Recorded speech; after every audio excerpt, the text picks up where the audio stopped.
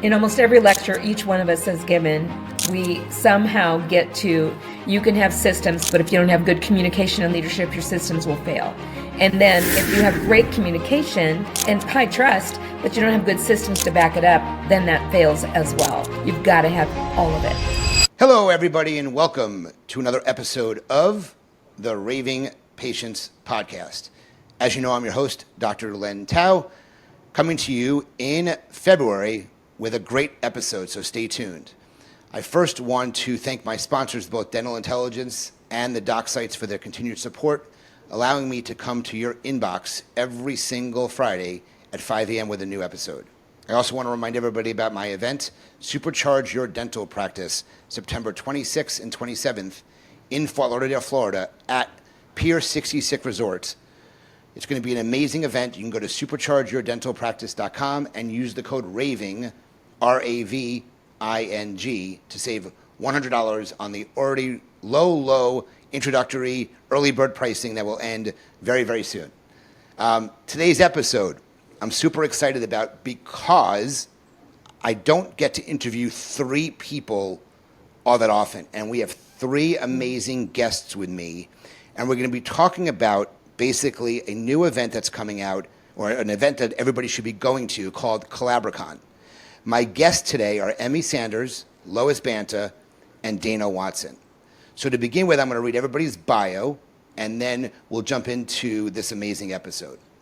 Lois Banta, with over 45 years in dentistry, is the CEO, president, and founder of Healthcare Enterprises Incorporated and Amazing Practice Retreats, aimed at elevating dental practices. She also leads the Speaker Consulting Network and speaks nationally and internationally, maintaining active memberships in various professional organizations. She's also the author of two books, Secrets to Practice Success and Secrets to Minimizing Open Time. Let's see who's next. Dana is an author, international speaker, teacher, trainer, and coach, specializing in leadership, culture, and systems in dental practices. She's a certified trainer for the 5 Voices of Leadership, a fellow of the American Associations of Dental Office Managers, and a member of the Academy of Dental Managers and Consultants, as well as the Speaking and Consulting Network. Dana continues to manage her husband's dental practice in Nashville, Tennessee. Emme Sanders is an award-nominated hygiene educator with 30 years of leadership expertise, specializing in transforming dental workplace dynamics through her acclaimed speaking, writing, and coaching with Inspired Hygiene. She is a member of SCN and ADMC, lead productivity coach and Inspired Hygiene, and author of Welcome to the Work, Inspiring Positive Change in the Workplace. Now, unfortunately, due to a conflict in schedules, the one guest that wasn't able to make it is Tia Hunter. Tia is a celebrated figure in dentistry, named one of the top 25 women by Dental Products Report magazine and a 2023 Denobia Award winner.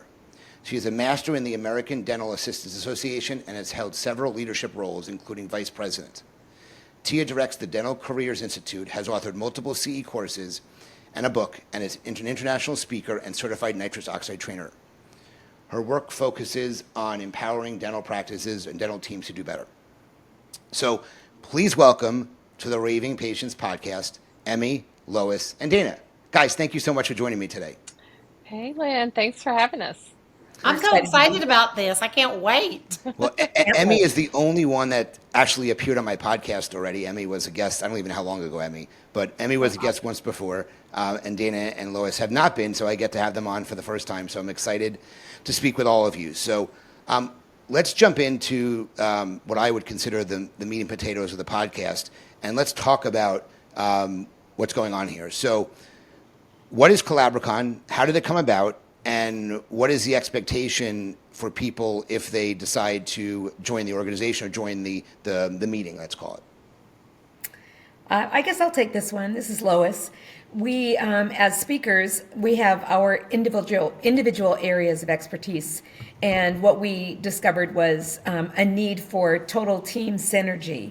And in doing so, we birthed the idea that why don't we bring all of the teams together in one location and workshop how to work better as a team instead of individual silo departments. And that's really where the strategic planning came in. Anybody else want to jump into that question? Well, I think the Team Synergy Summit is our tagline because I think that synergy is the key word there. And what we have seen in our past meeting was just that. Like, I think as an owner of a practice and I'm still managing a practice, when I take my team to meetings, it's they're really kind of in their own little world. What am I going to get out of this? And we've flipped the script on that with this type of meeting because it really is like how is my team going to be together, come together, and synergize together because you're going to leave there as a team in one accord with one goal and one mind, focused in one direction. And that's what's exciting to us as speakers to see that happen collaboratively. Thus, the name COLLABricon has been so exciting. Yeah. I love the name, by the way. I think that was awesome. So I think you are immediately able to understand what's going on here. So, Emmy, do you want to share your vision or share? Well, I think they've your already thoughts on said what it we just really, talked really about? well. But one of the things that I will bring up is as we, as speakers, at lunchtime, we go into the speaker ready room to have lunch. And that's how I got to be friends with all of these great people. And we would talk about our audience and how they're trying to get back to their teams and convey this wonderful, passionate message that they just learned. And somehow that was the gap. They went from the conference to the practice and was not able to bring the passion, maybe share the plan, the excitement easily. And so that's how COLLABricon was birthed, really just multiple conversations of how can we do a better job.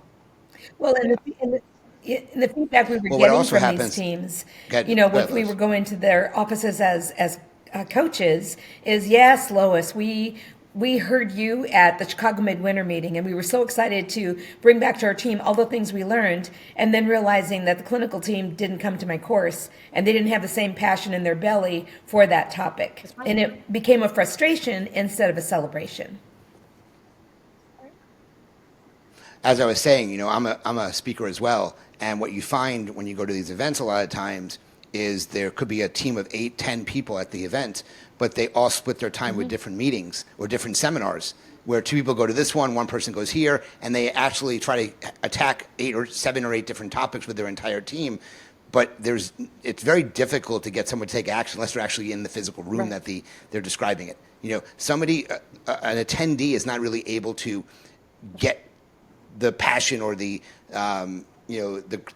office riled up because they didn't half the room didn't even see the speaker that they are talking about. So I understand this completely. I think it's a wonderful idea to be able to do something like this. So for those that don't know, and I think you have to be living under a rock, I like to say, if people don't know what you do and how you help practices. So can you just kind of spend a couple minutes sharing the expertise that each of you has? And I know Tia's not with us right now, so if somebody wants to just talk about Tia at the end, but just pretend you're her and give her expertise, so we don't leave her out of this. Let's start with Tia. Tia brings in clinical expertise in the area of assisting in OSHA and infection control. She teaches that concept to entire teams to get everybody on the same wavelength to the importance of the function of assisting in OSHA and infection control, and brings everyone to the table and then marries that to communication. So when I talk about administrative functions of a team or the business side of the practice, you would think that the clinical team wouldn't need to know anything about the financial side, the financial operations of the practice, but the buy-in from the patient happens many times and most times on the clinical side. So building that bridge to the business side of dentistry helps everyone stay very well informed and speak the same language so that the patient doesn't get conflicting information. So I love teaching the business side to the clinical teams to build that bridge in communication. And Emmy, why don't you go next? So I've been a hygienist for over 30 years. I like to say I'm starting to get the hang of it. And I have the opportunity of joining dental teams all across the United States and Canada through Inspired Hygiene. We help to elevate system services and profits, because here's what I know about hygienists. We have a lot of things to get accomplished in an appointment. We can also get burned out easily because you've got to have some diversity in your appointments. And a lot of times us hygienists don't know how to create that diversity. We also have the opportunities of saving our patients' lives by lowering their risk of heart attack, stroke, diabetes, and many other things.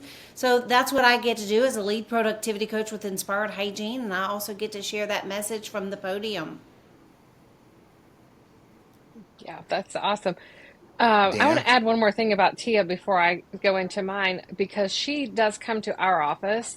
She's been doing our OSHA and HIPAA training in my husband's office for quite a while. But before I knew her that way, what I knew of her is her passion for making assistants understand the value that they bring to the practice. And I think it's really important to add that because she still is an assistant and realized, this job is going to be what I make of it and what I pour into myself in the process. So that's what I've loved watching her do too over the course of the time I've known her. But as far as me, I'm leadership, culture, communication, dental spouse. Those are my areas. And what I feel like I bring to this group of four is bringing all of these things together. Because when we say leadership, we're not just talking about the doctor or the office manager. The, the true indication of leadership relies on a level of self-awareness. And we all need to grow in that emotional intelligence area and have an awareness of how other people view us, how other people see us, and how open we are to being a liaison for our practice and an exciting team member and a cheerleader for our patients. So my job is to kind of bring all of this together with the team and the doctor and the thing that the other three amazing business partners of mine do and wrap it up with a pretty bow. That's my job. It's really interesting. You mentioned, Tia and being a dental assistant. I first met Tia at SEN when she actually, the first year, when it was my first year, we were in the same year together. She was on Spotlight on speaking right from the get-go, and I was like, I don't even know anything about that at this point. But her first year, she did that. But what was really interesting is when I do events myself, I always poll the room. I want to know who's in my room. So I ask, if you're a doctor, raise your hand. If you're a dental hygienist, raise your hand. If you're an office manager, the one that's always least in the room are dental assistants. It's really easy. It's almost like they're a forgotten part of the team. So I think that's, bringing her into the group will really empower her because there's a lot of dental assistants out there. And they same thing with Kevin Henry and what he's done with it for dental assisting as well. They were like they were like a lost group almost in the dental industry. So I thought that was really interesting. And then I say, who is a front desk person who handles marketing, and I always say, who's a spouse, because there's, we always have spouse badges at these meetings, and very rarely does anybody raise their hand. I'm like, nobody's married in the room, and so everybody it confuses them big time. So I didn't think that was really interesting. So let's. I want to now that I got your areas of expertise, I want to jump in and ask. I know it's for teams, but what type of office would you say would be a good candidate to attend the office or the meeting? Sorry. And what I mean by that is because there's so many events out there. Okay. Some are obviously geared towards the doctor. Some are geared to just teams. Some are geared just towards office managers.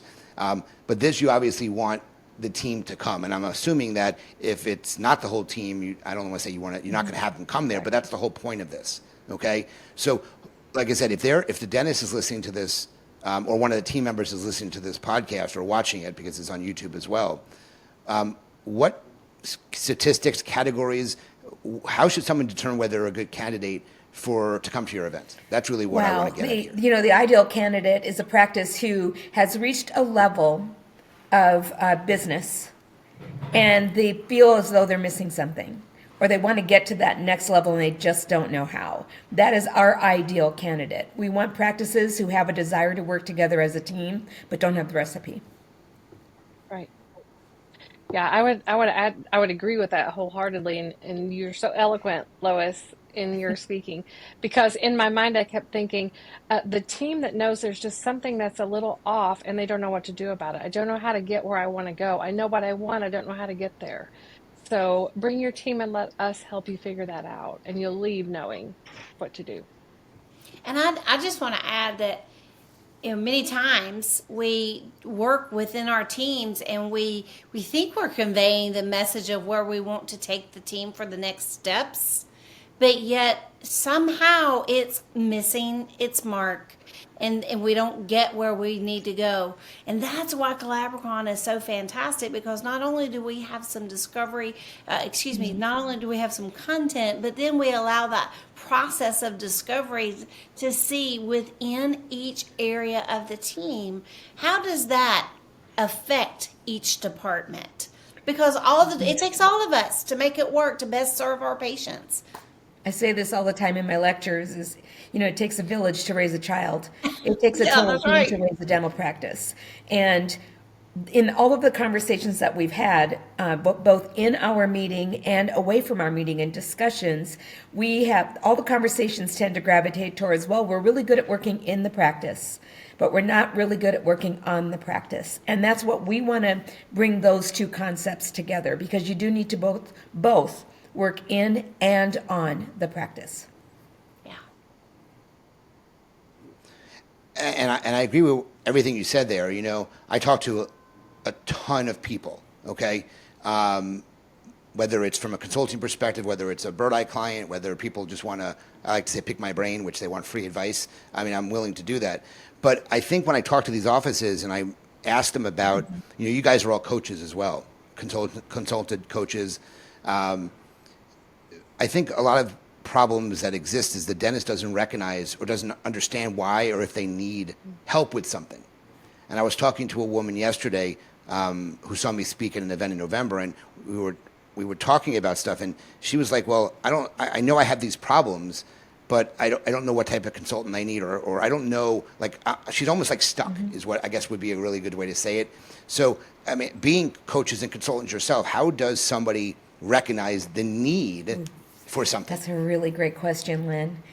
I think what my discovery is when they start talking to each other about what's missing, and the realization that the commonality is they had someone from outside the practice come in and help them identify where they were struggling and to come up with real solutions. I don't try to be the consultant for all practices. I have my area of expertise.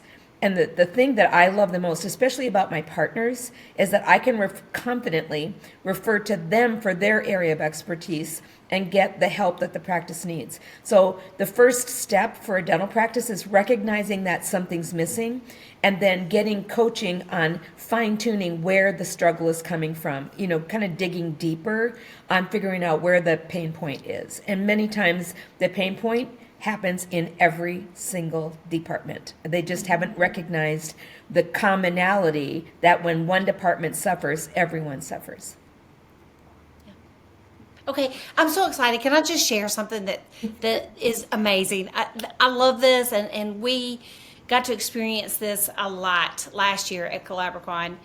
We do an exercise where there's yellow, red, and green, and you can figure that out. Green, we're mastering. Yellow, we could use some support or help or refinement. And then red is, yeah, we're not doing that. That's not working. Or, call in a fire truck, right? We need You help. suck. Yeah.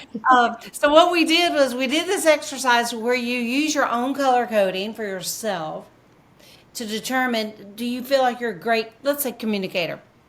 I'm good at communication, so I'm going to give myself a green. Well, every team member does their own. And then the next step of the exercise is to come together.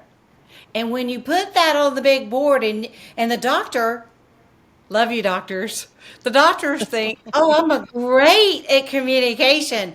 But yet every other team member is yellow or red. Houston, we have a problem. Mm-hmm.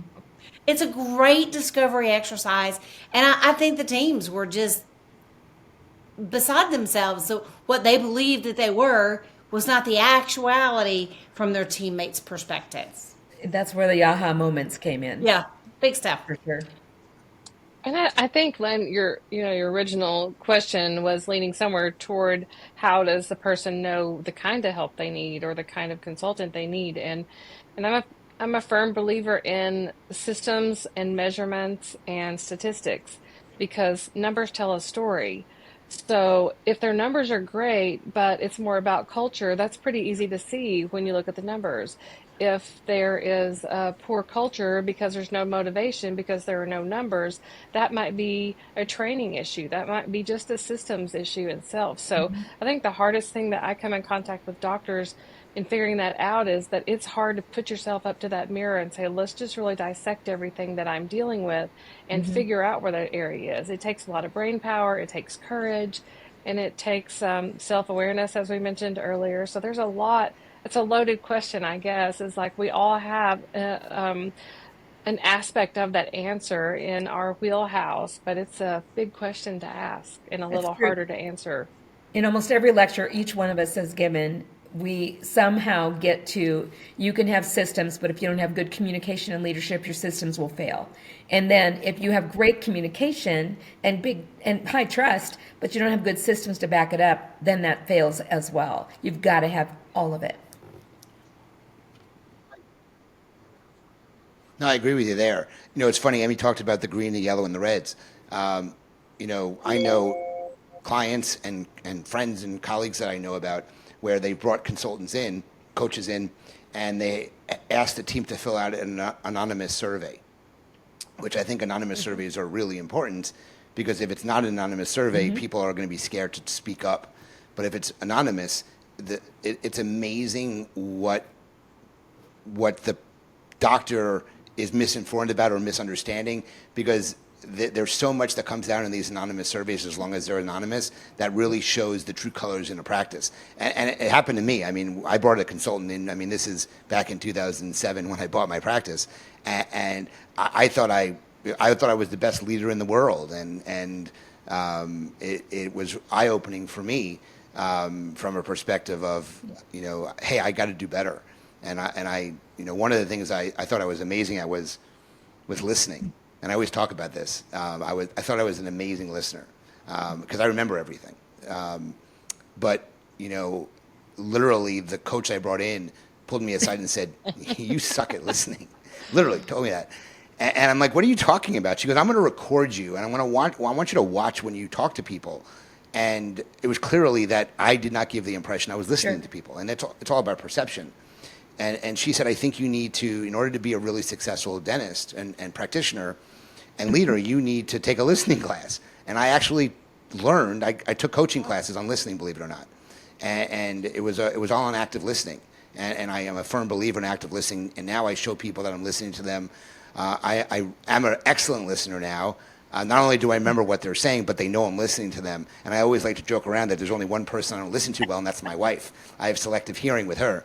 But no, I think you have to recognize there's a problem in order to, or recognize that you want help to grow or make improvements to ultimately, in most cases, is to have a team that supports you and hopefully that results in higher revenues and a more successful practice. You're right, Lynn. Perception is truth until you prove otherwise.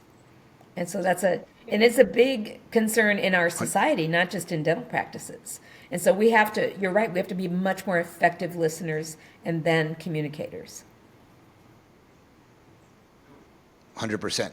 So for those that are now interested in learning more about COLLABricon, can you give some details, when it is, where it is, kind of what the expectation is, things you're going to hear, people you're going to meet, kind of give, hey, get them excited about the actual event. Who wants to take it? Yeah, Dana, I was just going to say, I want to start with saying, Dana, please kick it off.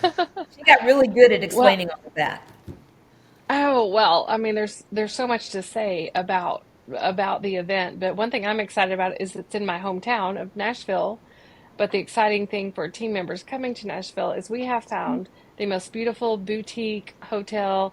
It's small enough that we're kind of going to take over. So you might think of this as you're kind of doing a team retreat slash mastermind. So coming to this means you're going to find entire teams, get to know entire teams in the same room as you for a weekend. And I feel like we'll make lifelong connections there because it's great to be able to text someone else with another point of view and say, when we were working on this and Emmy was talking about that, do you remember, do you have? and you just suddenly have this group of people that you are bonded with because you all went through this experience together. Because one thing that's unlike any other meeting is you're sitting there with your team at round tables. This is not classroom style where you've got to lean down and look three people down to tell your doctor something. You're face to face in a circle with your team the entire time. We're going to talk a little bit, then we're going to stop and have you work a little bit. And so we're around those tables with you, answering your questions, giving you consulting and teaching and coaching right there on the spot. And we're going to do that for 2 days. And there's a lot of other exciting things we can't tell you. Someone else give the details about the meeting, when it is. We have a few surprises planned. The dates are Yeah. November 14th and 15th. And the realization we had from last year's conference is the realization that it does need to be 2 full days. You're going to get so much more out of this meeting because it's interactive from start to finish, interactive in our receptions, interactive in our lunches. We're going to have lunch and learns so that what we learn, we can literally implement when we go back to work on Monday morning. We're very excited. And Nashville, of course, is a beautiful area to do it. And the hotel we visited is, just think of 4-star in a nice, compact, boutique-oriented building. Emmy, take it away. Bring it home, Emmy. I mean, anything you want to add there? You know, you guys covered it really, really well. I will add this because I'm a techie junkie. One of the things that I know and love about Hotel Frey is their round tables. Instead of each team member having to get up and ask a question, you're just going to hit the button right there on your own table and speak into the mic, and your question will be asked.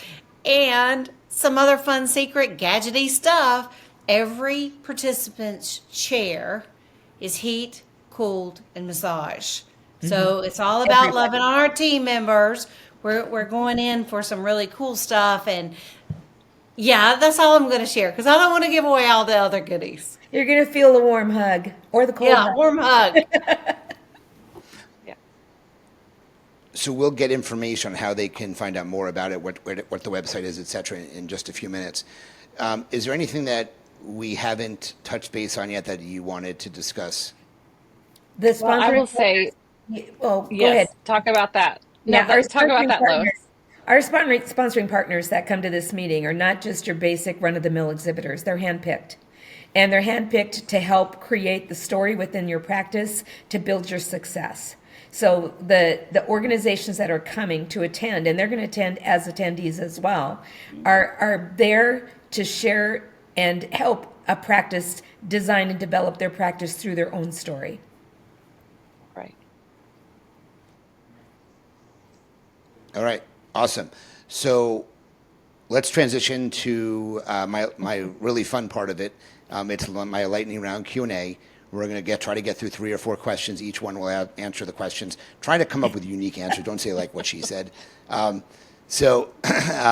We're going to start on this here, and we'll start off with an easy one. They'll get a little trickier as we move along. And we'll go Lois, Dana, and then Emmy. And then the second question will be Emmy, Dana, and Lois. So Dana, you're always in the middle, okay? So first question, starting with Lois. What is the number one tactic you use My to stay calendar, and organized? it's color coded. I color code my digital calendar. And the most important color on there is purple time. So when I travel and I come home, the next day is my Saturday. So yesterday, Sunday, was my Saturday. I'm trying Dana? to be better about the digital calendar, but I like my paper. I have still working in the practice, and my husband teaches at the Nash Institute as well, and I'm speaking, and we're doing COLLABricon. So staying organized means I have to write everything down. So it is a calendar, so I'm not copying off of Lois, but it's in a way that I have to have it in front of me. We have a massive calendar on the refrigerator, and all in 1 year Excel calendar, so that no matter where I am in my life that day, I can find where I'm supposed to be and what I'm doing. Okay, so yes, mine is my calendar because if it's not on the calendar, it will never happen. And I will tell you that I even use it for things like the other day talking to someone about where their gift registry was for a wedding. And so I went out 3 weeks, plopped it in. X, Y, and Z's gift registry is at, Nordstrom's, da da da. So guess what happens when I get to that day? It prompts me to go ahead and purchase their gift. Yeah, can't help it. Yeah, I live by my calendar too. If it's not on my calendar, I forget about it or don't do it. So great. So Emmy, you're first here. I do. Do you keep a I journal, and do you find it helpful? And here's my favorite part. So I love to write it out, and then I love to go back and read it. And then in the very back, so I work from the front of my book and from the back of the book. So from the back of the book is when I go back and reread what I have written before and how that was answered or how that problem was solved or how that situation ended up. I put those in the back of the book because I want to be able to also write it down to help me, but I want to be able to celebrate, hey, you survived that, or that was awesome, or hey, don't do that again, that was dumb. I journal in my Dana? phone. I have in my notes section, I have thousands of notes. That's where I put my thoughts and ideas and sometimes just talking things out. I have notes of things I've said to people that they will never see, but I was able to release those thoughts into words and let them fly off my shoulders and no longer burden me. But I like to talk to my phone for journaling. Nice. It's in my notes. I call it my good Lois? ideas. And so, I mean, it's simple. It's in my notes. I either, excuse me, I usually type them in or I text them in. So, Got it. Good. What mindsets have helped make you successful? okay, mindsets that Lois, made you me wanna start there? successful is the challenges that come along, to let them roll off my back, learn from my lessons, and celebrate my successes big time. I Dana? think the biggest mindset that I try to live by, that I like to teach teams when I'm team training, is in the leadership and communication. But what it is really saying is we can't take everything everyone says so personal. And we live in that society right now that makes it ugly. And I just challenge you and my team members that I teach to not approach every conversation that way, everything you read on social media that way. You got to put up a wall and check yourself just a little bit because we got to stay in a good headspace and a positive place, and that will get you in trouble real fast. My Emmy? mindset is number one, first and foremost, is God created and planned this day long before I was ever even thought about. So I try to remember if I have a fender bender or if I have a big win, that was the day that God planned for me. And if somehow on the tougher days, the fender bender days, somehow it lightens that. It makes it a little bit more manageable. All right, 2 questions left. These two are fairly easy ones.